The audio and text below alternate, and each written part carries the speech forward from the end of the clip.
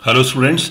मेरी 6 अप्रैल की कल की वीडियो जिसमें मैंने एसएससी के नोटिस के बारे में कहा था जो 5 अप्रैल को इशू किया गया स्टेनो स्किल को रिकंडक्ट करने के लिए, उसके रिस्पांस में काफ़ी स्टूडेंट्स ने अपने अपने कमेंट्स भेजे जिसमें ज़्यादातर उनका गुस्सा था। और वो एक नेचुरल भी था क्योंकि जब हम एक्सपेक्ट कर रहे थे कि हमें इसका रिज़ल्ट मिलेगा और जल्दी मिलेगा, और एसएससी एक मिशन के साथ काम कर रही है इसको एक्सपीडाइट करने में, और जो है एक तरह की बहुत हैरानी हुई कि अब उसको रिकंडक्ट किया जाएगा।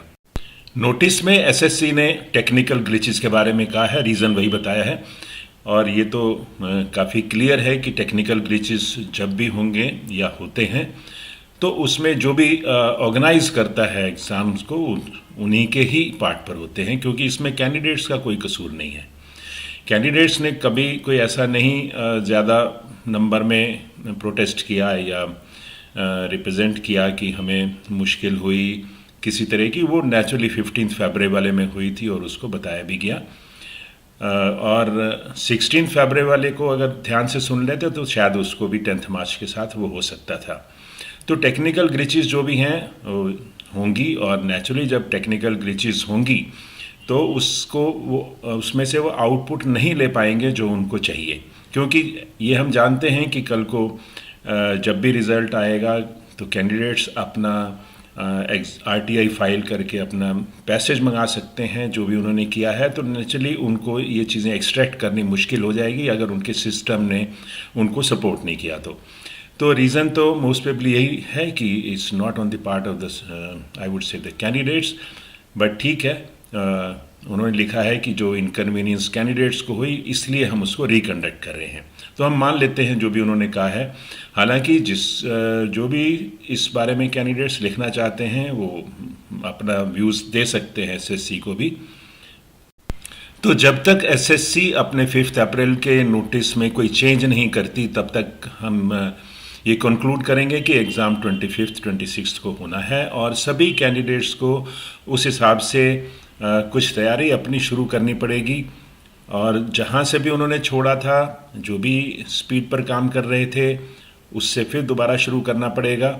और हाँ, पैसेज के बारे में मैंने कल भी कहा था, हम उम्मीद कर सकते हैं कि जिस हिसाब से लास्ट टाइम हुआ था 10 मार्च को, उस हिसाब से पैसेज आना चाहिए और इंफ्रास्ट्रक्चर भी उस हिसाब से होना चाहिए। और हाँ, जो उनका टेक्निकल अरेंजमेंट है उसको वो नेचुरली इम्प्रूव करेंगे, क्योंकि इसको बार बार करने में हम देख रहे हैं किस तरह की परेशानी होती हैं।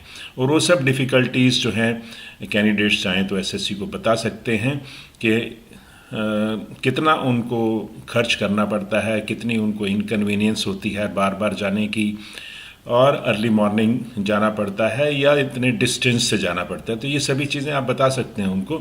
बट उम्मीद है कि वो सब इन चीज़ों से अवगत भी हैं कि हाँ, ऐसा ऐसा कैंडिडेट्स को फेस करना पड़ता है। तो अब जो भी 15-18 दिन रह गए हैं उसमें कैंडिडेट्स को फिर से शुरुआत करनी पड़ेगी। और मोस्ट प्रोबेबली मैं कहूँगा, अगर इंग्लिश की बात करें तो आप उसी स्टैंडर्ड में करिए। जनरल पैसेजेस आप कम कर सकते हैं, आप फोकस रखिए प्रोग्रेसिव और सर कैलाश चंद्रा मैगज़ीन पर, जिस हिसाब से लास्ट टाइम 10 मार्च को आया था।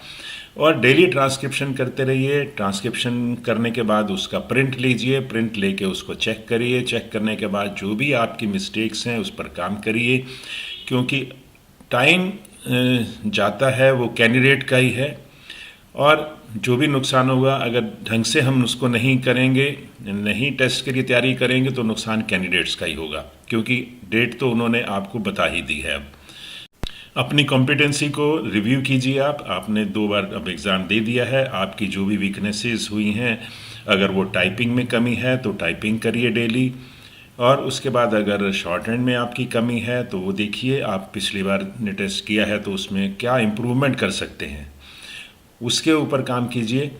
और पॉजिटिव सोचिए और अपने एफर्ट्स को कंटिन्यू रखिए, क्योंकि अब जो भी दिन बचे हैं वो कैंडिडेट्स के लिए बहुत कीमती हैं, और उनको नहीं खोना चाहिए, ना तो समय को खोना चाहिए, ना एनर्जी को खोना चाहिए। क्योंकि अगर हम उस बारे में नेगेटिव सोचते रहेंगे तो अपनी एनर्जी को और कम करेंगे, पॉजिटिव सोचेंगे कि हाँ अब ठीक है, अब हमने लिख भी दिया एसएससी को और जो टाइम बचा है हम उसको अच्छी तरह इस्तेमाल करें। और जो भी आपकी इम्प्रूवमेंट है, स्पेलिंग की है या आपकी ओमिशंस हो रही थी या आपके सब्स्टिट्यूशंस हो रहे थे या जो भी आपकी वीकनेसेस हैं उनको अच्छी तरह और दोबारा देखिए, उस पर और काम कीजिए। और जैसा मैंने कहा था कि एसएससी ही एक रिक्रूटमेंट सोर्स नहीं होना चाहिए आपके लिए। आप जहां भी आप एलिजिबल हैं वहां अप्लाई करते रहिए, क्योंकि आप अलग अलग जगह पर अप्लाई करते रहते हैं तो आपका एक मोमेंटम बना रहता है कि आप अपनी तैयारी को कंटिन्यू रखते हैं। लेकिन अगर आप एक या दो एग्ज़ाम पर डिपेंडेंट हो जाएंगे तो फिर आप उनकी चाल के हिसाब से चलेंगे।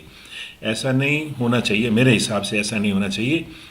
एक बार आपने इसको कैरियर को एक्सेप्ट कर लिया कि एक स्किल में डिसाइड कर लिया कि मुझे इसमें कैरियर बनाना है, तो इसमें इतनी अपॉर्चुनिटीज़ हैं कि जितना आप इसमें करते जाएंगे उतना उसमें आपको बेनिफिट होगा। हो सकता है बेनिफिट होने में थोड़ा टाइम लग सकता है, वो डिपेंड करता है आप किस स्टेज पर हैं, क्या एफर्ट्स कर रहे हैं। बट आप सोच के देखिए, अगर ये आपको 140 वर्ड्स पर मिनट या 160 वर्ड्स पर मिनट की स्पीड पर पहुंचाकर आपको एक अच्छी जॉब दे सकती है, तो इसमें कितना पोटेंशियल है। तो इसको आप ये मत करिए कि एक एग्ज़ाम से लिंक कर दिया और वो किसी रीज़न से नहीं हुआ या लेट हो गया तो हम अपने कैरियर को और ख़राब कर लें। होना ये चाहिए कि हमें इसको करते रहना है, चलते रहना है, इम्प्रूव करते रहना है। और उस प्रोसेस में जितने भी एग्ज़ाम आप देते जाएंगे आप देखेंगे कि आप में कॉन्फिडेंस बढ़ता जाएगा।